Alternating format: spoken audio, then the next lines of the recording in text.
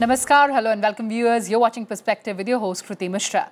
The Indian Council of Medical Research has found in its research that disease-causing microbes are increasingly becoming resistant to antibiotics due to the rampant use of drugs.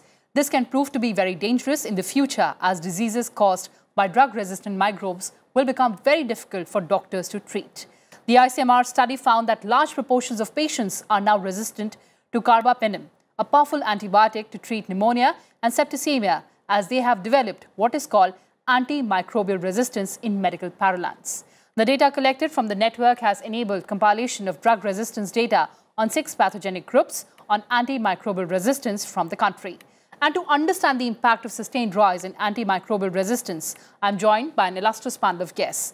Joining us through virtual platform, Dr. Kamini Walia, Senior Scientist, ICMR. Also joining us through virtual platform, Dr. Raman R. Gangakhedkar, Public Health Expert. And in the studio, we have with us Dr. Puneet Mishra, Professor, Center for Community Medicine, AIIMS. I welcome all of you on Sansad TV and thank you so much for joining us. And Dr. Walia, let me begin the program with you. The World Health Organization has identified antimicrobial resistance as one of the top 10 threats to global health. You have gone on record to say that antibiotic resistance has the potential of taking the form of a pandemic in the near future if corrective measures are not taken immediately. Your opening remarks on the concerns on antimicrobial resistance. Antimicrobial resistance is one of the priority areas and one of the very important public health challenge for our country and also many low-middle income countries. And ICMR has been working on this area for almost 10 years now. Realizing the importance of this area, we have put together the Antimicrobial Resistance Initiative, which has been consistently collecting data from all across the country for last many years. Now, the problem with this challenge is that antimicrobials are consumed irresponsibly in our country, which leads to increasing levels of drug resistance because of high antimicrobial pressure, which is created by overuse of antimicrobials. And we are seeing consistently increasing levels of antimicrobial resistance to almost all the commonly used antimicrobials in last few years. Although India has taken many actions in this direction, there is a development of a national action plan and some priority actions have been taken in this direction, yet the actions which has been taken by us, they fall short to achieve the goal of containment of antimicrobial resistance. Right, so those are the concerns regarding the antimicrobial resistance. But Raman sir, as we're talking about the reasons for the antimicrobial resistance, of course, we're talking about the unnecessary prescription of antimicrobial drugs and also the fact that there's discharge of effluents in the water. But we're talking about the COVID-19 pandemic, the situation we've never seen before. Do you think that the situation has worsened now? It's very difficult to speak based on the evidences. There are some studies, especially one that came from Dr. Walia itself, which tended to indicate that there was overuse of antibiotics during this COVID pandemic. But at the same time, one must also understand that these are small studies that we are seeing. And what is worrisome is, despite the fact that we knew that most of the patients who came with fever and minor respiratory symptoms to begin with are more likely to be, almost 99% of the times you could be correct that it would turn out to be COVID, we continue to use antibiotics. Now, if you use antibiotics indiscriminately, there is always a fear that it might lead to development of AMR, that is antimicrobial resistance per se. But despite the fact that we knew, most of the medical fraternity knew, the panic that COVID had set in among the minds of people because there was no definitive cure or there was no definitive antiviral that was available during the initial period of the pandemic. People continued to use this particular antibiotic in different ways based on small studies. I think it is time that all of us have to become evidence-based in terms of our practice. Only then, perhaps emergence of antimicrobial resistance can be reduced to the largest extent. I would flag off one thing which you asked initially in the first question, that if we don't address this issue now, then we need to remember that by 2050, this would be the major killer if it continues in the same manner, because we know that it's difficult to ensure that newer antibiotics will come and try to ensure that people who develop these drug-resistant infections will get a cure for that particular infection. So it may lead to mortality among patients who get admitted in intensive care units, or even for that matter in the hospitals. Second issue which we need to understand is vaccines to prevent these antimicrobial resistant organisms emerging in any individual per se are perhaps lacking at this point in time. So it is time that we have to pay more attention to AMR. If we don't pay attention to AMR, then in those cases we are in for a major catastrophe, which could be similar to what we saw or witnessed in COVID. Absolutely, sir. As you said that we are in for another catastrophe if this is not prevented. And Dr. Mishra, as you're talking about prevention, you take care of community medicine. You've been researching on it very closely. Now, self-medication. All of us, we know that doctors have been telling us do not self-medicate. How else do you explain 350 crore of Dolo being sold during pandemic and even before the pandemic? Cough, fever, all of us become doctors. So I think that awareness is very important.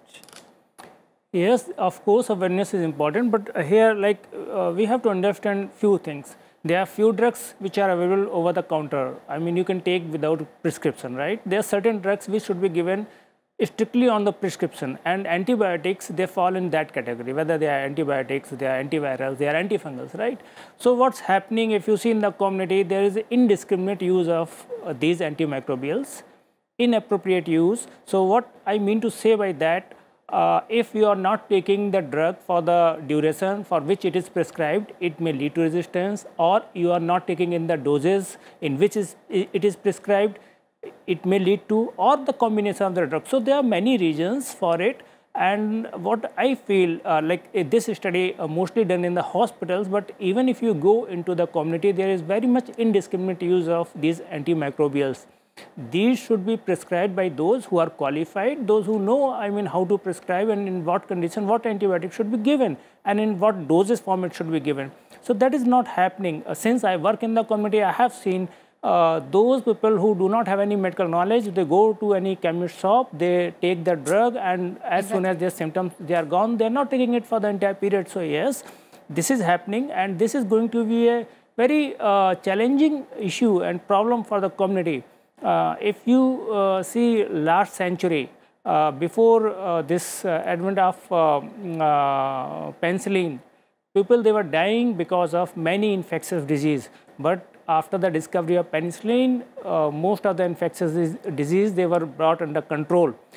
Imagine a situation when all the antibiotics which we have, if they have bacterial developed resistance for all those antibiotics, then what would happen? I mean, not only the ICU infections, even the other infections, whether it's in community, in other settings, they may be, reach up to that level where it would be very difficult to treat, and it may lead to higher mortality, it may lead to a slow economy and many other complexities. I mean, we cannot imagine if that happens, because that would overall affect every aspect, whether it is neonatal health, it is pediatric health, it is adult health, it is geriatric health, all the aspects, not only the human, but even in the animals and in other forms. So it is going to be a catastrophe, as my previous speakers, they have very rightly said about the catastrophic situation which may arise because of indiscriminate use of antibiotics and other antivirals, antifungals. So I think this is the time when we should take a step, and this very important ICMR study has brought up this issue,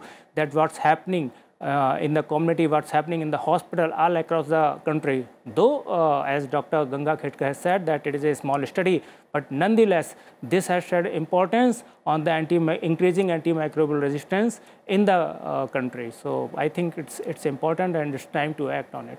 Absolutely, sir. So the big takeaway from this discussion is that self-medication should be completely shunned. I think that's a very important message for our viewers also here. But moving on, Dr. Walia, Africa, Europe and other parts of Asia have also been affected by multi-drug resistant typhoid originating from South Asia.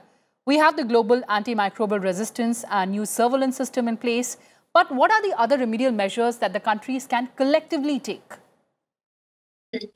So, drug-resistant typhoid outbreak was reported from Pakistan a few years back, and we are also seeing increasing levels of resistance to cephalosporins, to fluoroquinolones in our country. And typhoid is a community-acquired infection, so improved sanitation, hygiene and other practices are very important in containment of this the spread of these pathogens and for containment of drug-resistant typhoid. Now, the good news with the typhoid is that the MDR TB, which we used to see about 20 years back, which was resistant to chloramphenicol, amoxicillin, and also cotramoxazole, it has now become sensitive to those drugs because those drugs have not been used for treatment of typhoid in last 20 years. And since last 10 years, we continue to see the sensitivity to these three drugs. So these three drugs can be used for treatment of typhoid in our country, and we should also spare fluoroquinolones, to which we are seeing very high resistance. And also, we are seeing increasing MICs to ceftriaxone, so we should use that drug sparingly. But what is also important is to also pursue other interventions like typhoid vaccine, which is not yet introduced in the country, and also improve the diagnostics related to typhoid. We still don't have a good diagnostic which can identify typhoid, and most of the typhoid treatment in the country happens presumptively.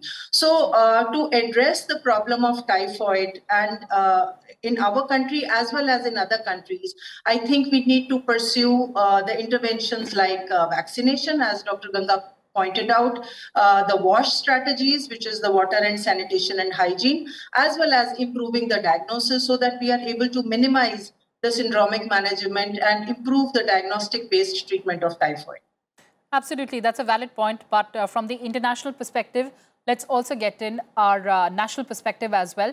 Raman sir, the National Health Policy of 2017 highlights the problem of antimicrobial resistance and calls for effective action to address it. In fact, the Ministry of Health and Family Welfare identified AMR as one of the top 10 priorities for the ministry's collaborative work with the World Health Organization.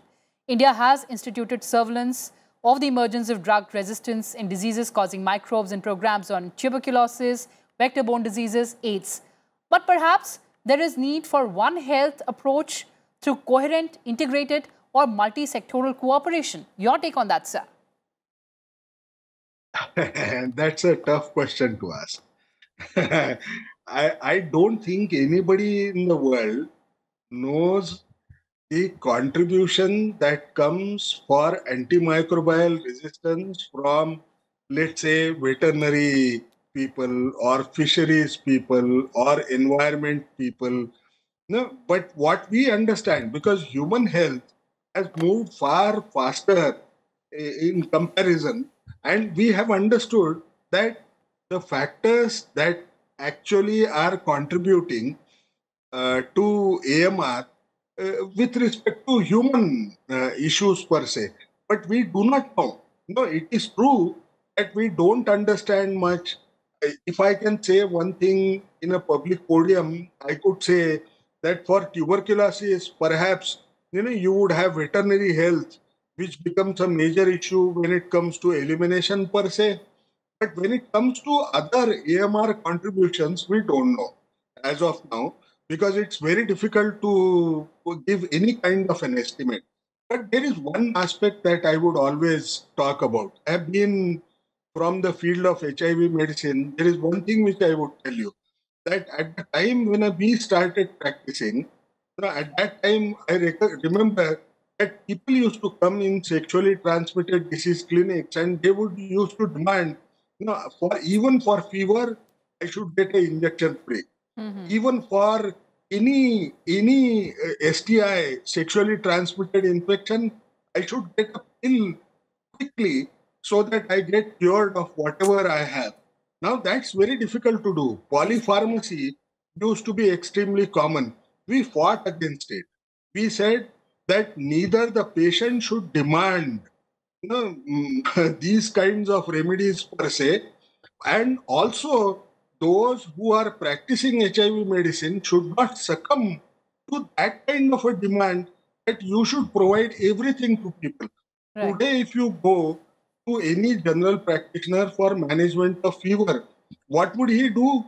He would provide you all medications that perhaps are available to him to try and treat him in one go itself, because he would not be very confident whether the patient would come back. It is time that both have to be responsible. Patient should ask, no, what could be my diagnosis? Should be willing to wait for some time, not ask for a costly kind of a medicine, which could be an antibiotic which is rarely used otherwise for a smaller infection. Should not ask for unnecessary, demand should not be made by the patient per se, which puts pressure on the doctor. And doctors should also try and resist, such kind of pressures that come to them, because doctors actually have been taught about rational antibiotic prescriptions. Right. But it is unfortunate that over a period of time, they also tend to forget that part as to how to use these antibiotics rationally. And I think it is going to impact if we both of us don't change, the demand and supply chains don't match well. Perhaps we should expect that there would be smaller problems that could emerge even in a shorter period of time, which could become very large in next decade per se. Raman sir, you gave us a new perspective on this debate, and I'd like to take that to Dr. Mishra. Dr. Mishra, of course, we agree that self-medication is a big no-no as a patient. But as Raman sir said, that doctors are also equally responsible. There are lapses from their side as well. Yeah, of course, because, if we come to the antibiotic use policy, you see there are very few hospitals which have their antibiotic use policy. If you go into the private sector, most of the time, I mean, they are not doing any investigations because of various reasons. I will not say it's a totally blame on the doctors, but yes, there might be some medical practitioners who maybe knowingly or unknowingly prescribing in a way that might have impact on the AMR, and that is true. Forget about the the qualified one. If you see, if still in the country there is a huge chunk of practitioners, especially in the rural areas and the underserved areas, where those practitioners, you call them, either Jhola Chhap doctor or RRMP or from other pathies, who do not have that adequate knowledge about the use of antibiotics or antimicrobials. They just know, okay, if I give this is going to treat. Yes, it might treat, but it's very important that the adequate dose is given, the adequate type of antibiotic is given, and the duration. What happens, for example, you were talking about the tuberculosis. We know that the treatment keeps on going for 6 months for the cure.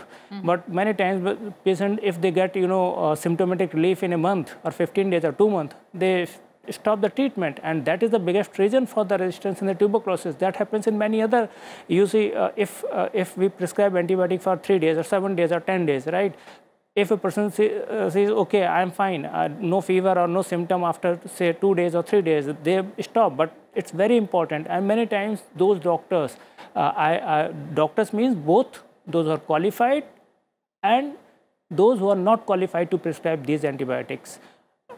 If they stop it, midway, or so, that might lead to. So I think Dr. Ganga Khetkar, who has raised this issue, is important, and we have to understand that we should have a very clear antibiotic use policy, not only for the hospital, but also for the public health, for the practitioners, private practitioners in the country, in different states, based on the situation which is prevailing there.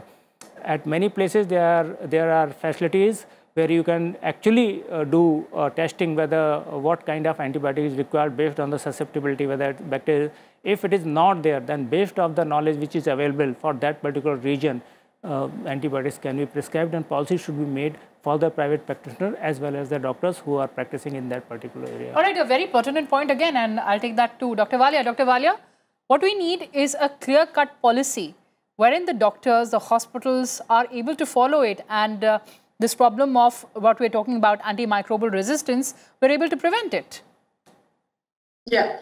So you're talking about antimicrobial stewardship, basically providing guidance so that the doctors prescribe antibiotics as per a policy, as per a certain guideline. So one thing we have to understand here, that antibiotic policy is always based on antibiogram. That what are the kind of pathogens which are found in a particular setting, whether in a community or a hospital, what is their resistance profile, and based on that resistance profile, we should be able to create an antibiotic policy which should be followed in that particular hospital or a community. Now the challenge is, here is that in tertiary care hospitals, there are mostly good labs which are present and they are able to provide this data. But as we move down to the next level of healthcare, which is the secondary healthcare system, or to the community, most of the time this kind of a clean quality data is not available. And when this data is not available, it is not possible to create a guideline. And exactly. That is what has been a biggest challenge in creating the policy documents. Although ICMR has a treatment guideline policy document, but that is based on the ICMR data, like the report which we have brought out yesterday. We bring these kind of reports every year, and this is the data that we use to create an antibiotic policy. But this, if you ask me, can it be applied to all the hospitals across the country? No, it cannot be, because the data which is being used to create this guideline is coming from a tertiary care hospital. Right. And tertiary care hospitals, we all know, they receive very sick patients who probably have come to that particular hospital after receiving multiple previous treatments of antibiotics. So they will have very high levels of resistance. So the challenge is to capture data at all levels of healthcare, and each hospital should have its own antibiogram based on which it should have an antibiotic policy. But then what do you do with this unorganized sector of GPs and small practitioners who definitely address and cater to the needs of the public who need the health care, but then they do not have data from that particular community. So these are some of the practical challenges that we are dealing with, and ICMR has recently started working with a large set of nursing homes and district hospitals, and we find that most of these hospitals also do not have labs. I mean, it would be a 50 or 100 bedded nursing home or a hospital, but it would not have a lab, and most of the tests are outsourced to the nearest clinical laboratory or any private lab. So those are the practical challenges. Initially, we never even had data from the tertiary care. Now we have this consolidated clean data which is being published every year. I'm hopeful that these are the steps which will take us forward, and we will go in the right direction so that we are able to create a good mechanism for antimicrobial stewardship in our country, which is based on the requirements of our healthcare system and how our healthcare system is designed. Absolutely. I just have last 60 seconds of the show. Raman sir, I'll give you the last word. As ma'am said, there's lack of data, and of course, what do we do about the healthcare facilities in the unorganized sector? I think the best answer that I can give in 50 seconds is we also need to mobilize the community. The community should not make unreasonable demands. Community should not go for self-medication. Community must consult the right kind of practitioners, and the practitioners have to be responsible for the drugs that they have been prescribing per se. But this cannot, no solution can come unless we mobilize community. Dr. Mishra, unless we mobilize community, we will not have any solution in place. Of course, it's very important. If community is aware, solutions would come. So along with the awareness to the community about the antimicrobial resistance, and if we do not stop, if community understand that what can be the catastrophe if there is indiscriminate use of these antibiotics, probably they would compel the doctors, and doctors would prescribe in the way which is really required for the benefit of mankind. All right, so perhaps the onus lies on all of us as patients and also as doctors and, of course, as community as a whole. On that note, thank you so much for joining us, Dr. Ramanganga Khetkar, Dr. Kabani, and also Dr. Mishra. Well, viewers, that's all we had for you in this edition. Thanks for watching and stay tuned to Sansad TV. Namaskar.